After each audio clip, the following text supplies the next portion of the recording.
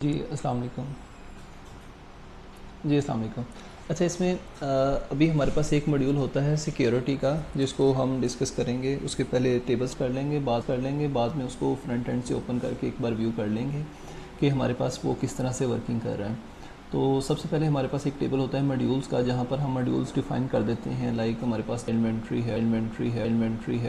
है, फाइनेंस है, project management, ये सारे मॉड्यूल्स हैं। तो उसको एक टेबल में हम सेव कर देते हैं ताकि रेफरेंस कर सकें। हम जब भी कोई फॉर्म बनाते हैं तो हम बता सकें कि ये फॉर्म जो है ये किस मॉड्यूल का है। ठीक है। उसके बाद हम कोई भी नया फॉर्म, सेल का फॉर्म है, सेल ऑर्डर का फॉर्म है, तो वो मॉड्यूल, सेल का मॉड्यूल, तो वो फॉर्म जो है वो रजिस्टर किया जाता है। रजिस्टर मैं कहता हूँ डाटा एंट्री को। ठीक है। तो मॉड्यूल ऑब्जेक्ट्स कि वो एज आ एक एंट है और फॉर्म को हम एज आ ऑब्जेक्ट कह रहे हैं कि ये ऑब्जेक्ट है। तो इस टेबल में हम वो सेव कर देते हैं। साथ में मॉड्यूल आईडी उसके साथ टैग कर देते हैं कि ये सेल के मॉड्यूल का ये एक फॉर्म है, सेल ऑर्डर। इसी तरह से परचेज़ के मॉड्यूल का है परचेज़ ऑर्डर। कोई रिपोर्ट्स है तो वो परचेज़ ऑर्डर रिपोर्ट। तो ये सारी चीज़ें हमारे मॉड्यूल ऑब्जेक्ट्स में सेव की जाती हैं। जब मॉड्यूल ऑब्जेक्ट में सेव हो जाती हैं, फिर हमारे पास एक ऑप्शन आता है मेन्यूज़ का। तो हम मेन्यू का एक टेबल है, मेन्यू में हम बनाते हैं कि एक मैं कहता हूँ कि ट्रांजैक्शंस, ये एक मेन्यू है। उस ट्रांजैक्शन के मेन्यू में मेरे पास कौन कौन से ऑब्जेक्ट्स होंगे, तो ये एक सेपरेट टेबल है मेन्यू ऑब्जेक्ट का, जिसमें ऑब्जेक्ट कह रहा हूँ फॉर्म, वो फॉर्म सारे सिलेक्ट करूँगा और वो सारे फॉर्म जो है इस मेन्यू के साथ लिंक हो जाएंगे। इस तरह से मेरे पास एक जो है ना वो लिंक बन जाएगा मेन्यू ऑब्जेक्ट्स का। आफ्टर दैट हमारे पास आपको दिखाना चाह सकता हूँ कि मेरे पास जिस तरह से ये फाइनेंशियल रिपोर्ट्स है, मेन्यू है और ये आपके एज आ मेन्यू के अब जो मैंने फॉर्म्स ऐड किए हुए हैं लिंक कर दिया तो ये एक मेन्यू के ये ऑब्जेक्ट्स बन चुके हैं मेरे पास।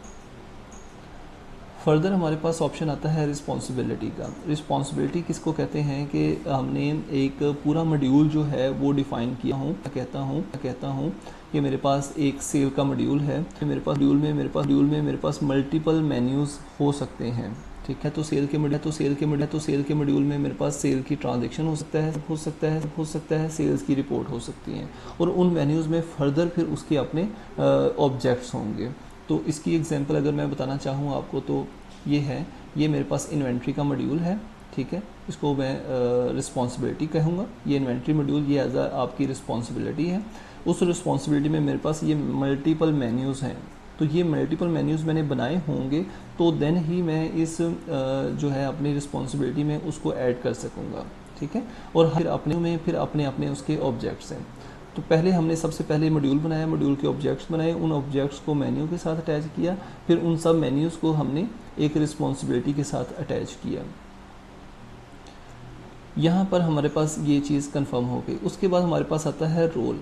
तो रोल क्या होता है कि एक रोल के अंदर हमारे पास उस रोल की मल्टीपल सब रिस्पॉन्सिबिलिटीज़ ऐड की जाती हैं। ठीक है। अगर इस चीज़ को हम क्लियर करें कि मैंने एक रोल बनाया, मेरा रोल है इस टाइम अकाउंटेंट।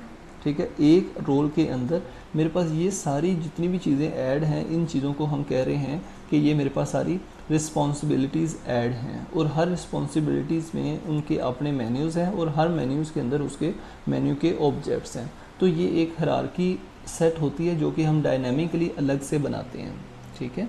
और इसी तरह से रोल के अंदर और भी बहुत सारी चीज़ें ऐड हो जाती हैं। लाइक रोल को हम सब्सिडरी असाइन कर सकते हैं, मल्टीपल सब्सिडरीज असाइन कर सकते हैं, locations, depart class, and class. ठीक है।